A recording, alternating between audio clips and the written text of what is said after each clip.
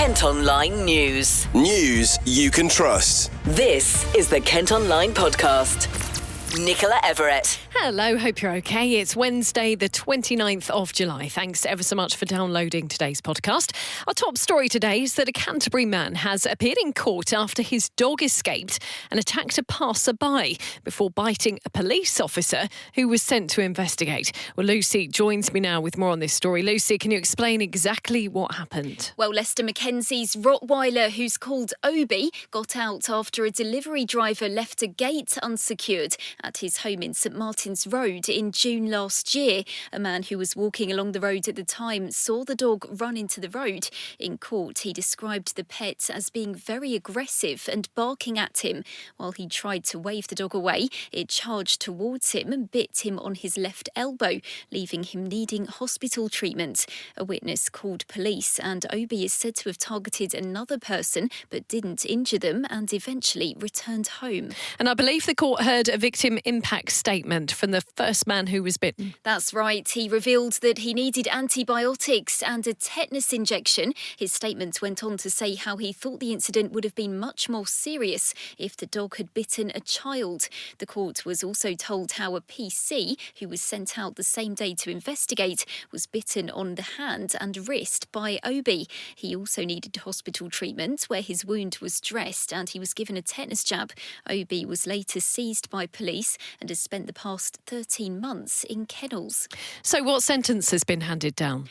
Well, Mackenzie, who's 57, admitted being the owner of a dog dangerously out of control, and it's been revealed how he's made his garden more secure to prevent the dog from escaping. He's been given a 6-month community order and must do 40 hours of unpaid work. He's also got to install an internal gate so Obi can't get close to visitors to the front door. Compensation must be paid to the victims, and it was also revealed the cost of keeping the dog in kennels was more than £13,000. As far as Obi is concerned, an assessment found he could be physically challenging and aggressive towards strangers. It's been ruled he should wear a muzzle in public and only be walked by an adult on a lead. Lucy, thank you ever so much. Kent Online News. Other top stories for you today, and a 19-year-old appeared in court charged with murder following a fatal crash near Whitstable. 18-year-old Harley Seal died after the motorbike he was riding was involved in a collision with a car on Chesfield Road last Friday night. Connor Todd, who's from Porchlight Place in Sea Salter, has been remanded in custody. A man accused of trying to kill his wife at their home near Ashford has been told he'll go on trial in February next year. Andrew Baker was charged with attempted murder after she was found with stab wounds in April.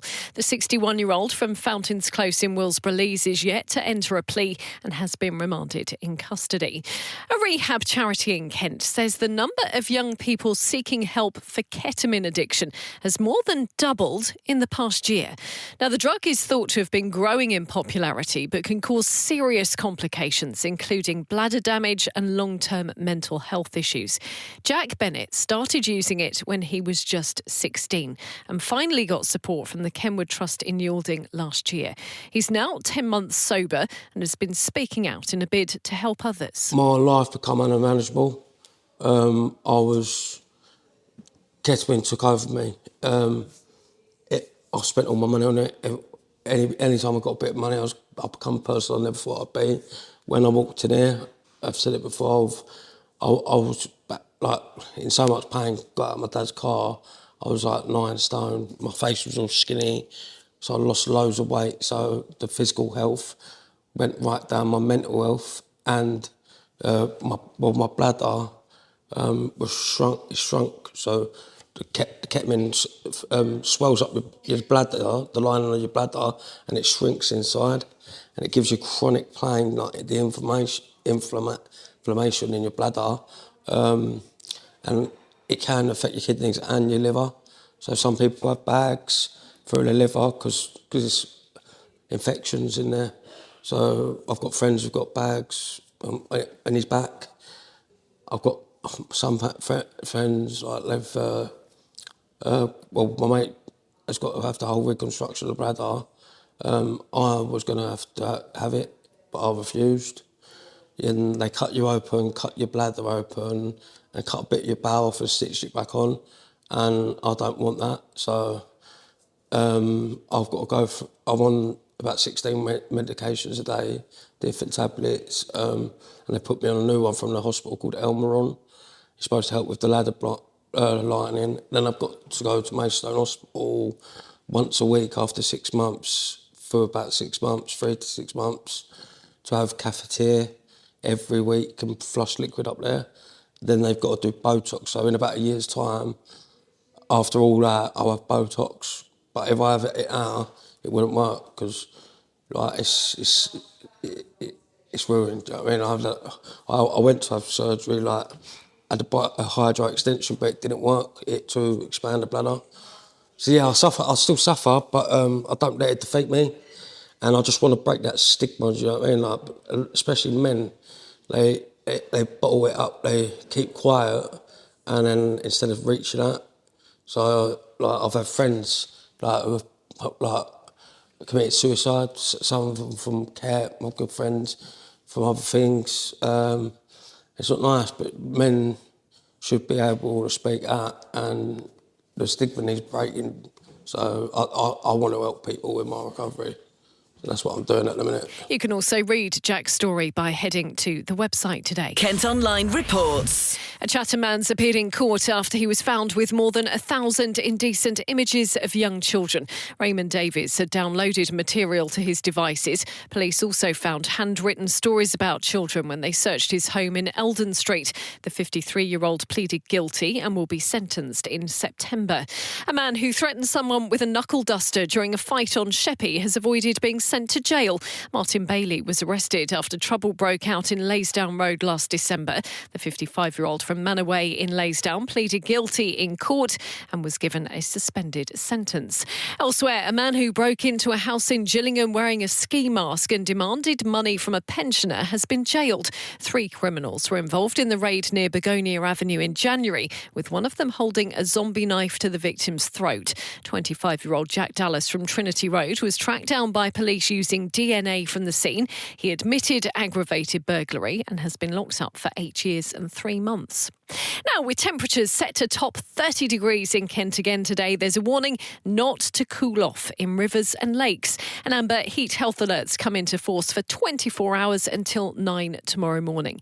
Earlier in the summer, a young boy drowned after venturing into a pond near Swanscombe. Well, Tom Edwards is an area manager at Kent Fire and Rescue. Water safety is very important to us as well. Kent Fire and Rescue Service are responsible for inland water safety, so anything that's not coastal, with our colleagues in organisations such as the RNLI and Coast Guards working on the coastal areas. So it's really important to recognise that whilst you may be hot and indeed some water may not feel too cold at the surface, cold water shock is prevalent in these conditions. So where we have deep bodies of water, they get very cold very quickly, and that can cause and be the start of drownings if people do jump into water to cool off.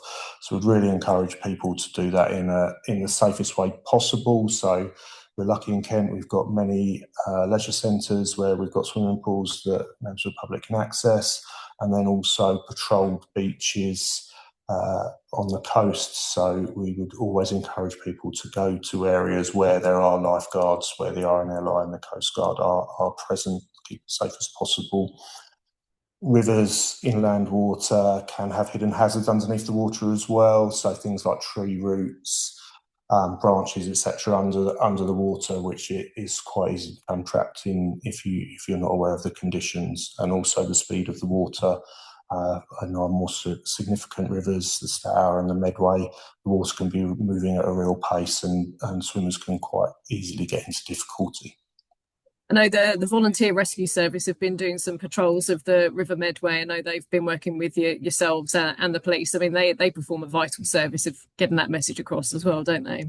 Yeah, most definitely, and we work with partners across those organisations to keep people as safe as possible.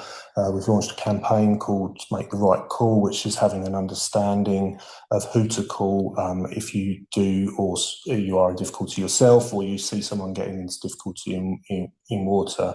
As I mentioned earlier, if it's an inland waterway, so lakes, rivers, streams, etc., that's us. So call 999 and ask for the fire service. If you're in a coastal area, dial 999 and ask for the Coast Guard. Kent Online reports. 4 people have been arrested in Whitstable and Herne Bay by police investigating reports of solar panel fraud. It's claimed a number of people were conned into paying for unnecessary upgrades that weren't carried out over a 3-year period.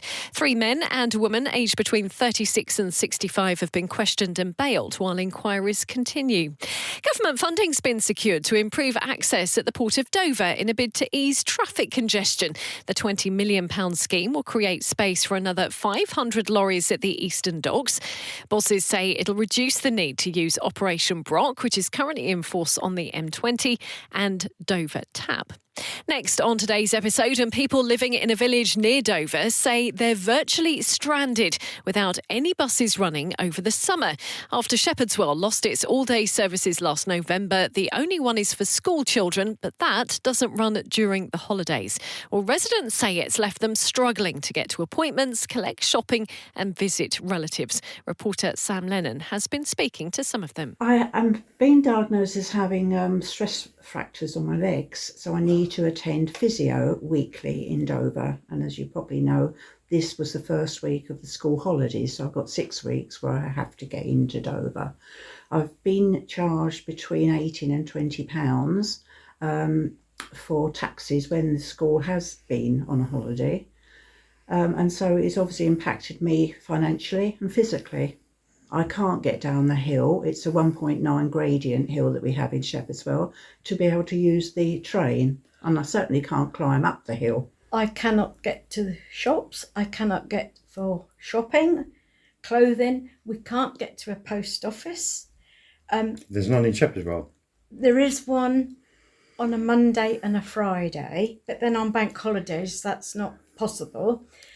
And my husband is in a care home at Whitfield, and there's no way a bus can take me near there. It seems awful that I've got to bring somebody from Dover to pick me up, to take me to see my husband. And they're very willing, both of my sons, and they're very helpful. But you can't keep intruding on people's good nature. It affects older folk, first and foremost. It means there's no connection to Whitfield to do the shopping. It means getting to hospital appointments, doctor's appointments have become increasingly difficult. It means people have got bus passes, but got no buses to use the bus passes with. We've got bus stops in Shepherdswell, and there's no buses stop at the bus stops.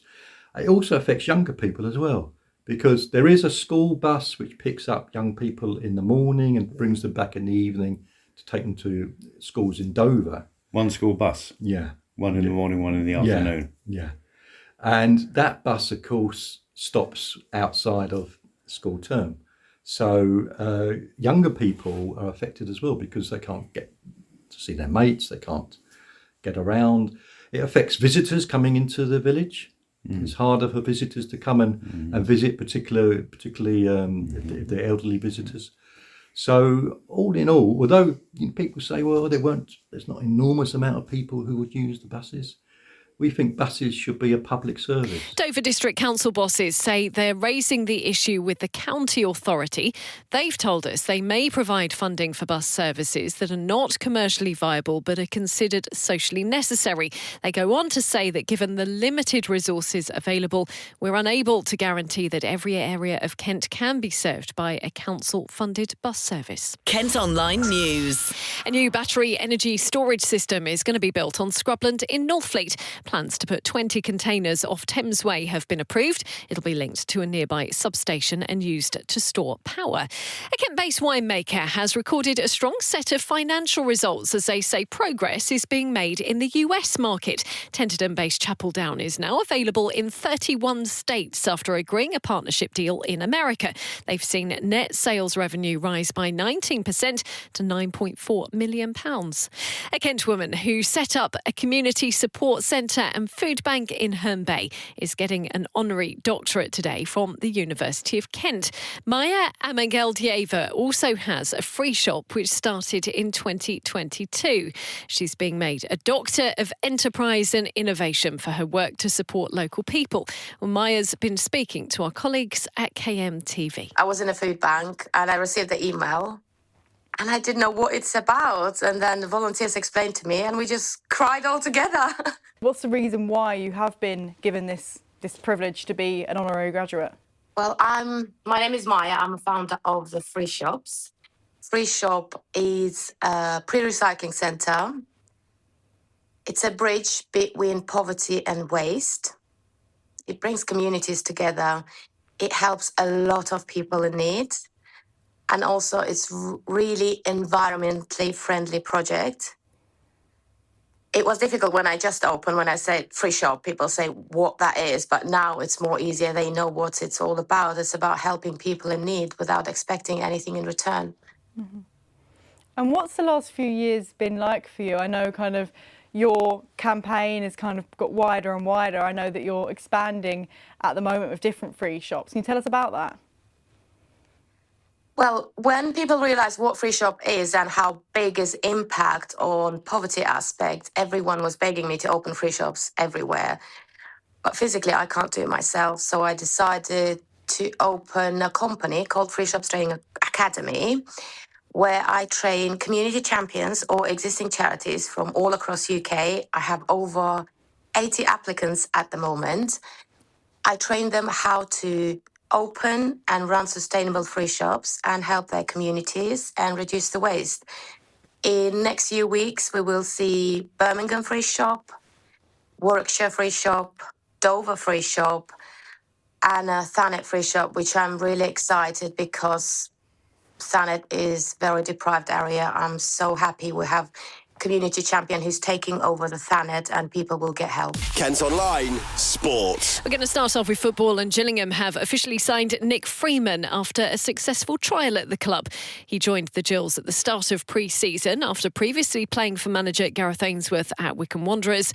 The 30-year-old says he's delighted to get the deal over the line. Obviously, it's been going on for a while now and people probably thought, oh, is this happening and whatnot, but I'm just delighted to get it over the line and just get going, really. It's been a while and it's a great group of lads, great staff, and I'm just happy to be here, to be fair. Obviously you worked with the gaffer before. That being said, was that made your decision much simpler? Of course, much simpler, yeah. Played for him, 6-7 years. And he always creates a really positive environment, really happy environment for the lads. So I knew coming in here would be a nice feel factor. And yeah, it was a no-brainer, to be honest. Obviously, you played a few games already in pre-season. How welcome have the boys made you feel? Yeah, it's a really good group. It's a mix as well, which I like. It's got some young, some middle-aged, and some obviously more senior lads. And everyone's pushing each other. I'll be honest, it's been quite a tough pre-season from the first day I came in, and it's the positivity and everyone just driving each other, making each other better every day, even in the gym sessions. It's been good, and I felt really welcome from the first couple of days that I came in to now, to be fair.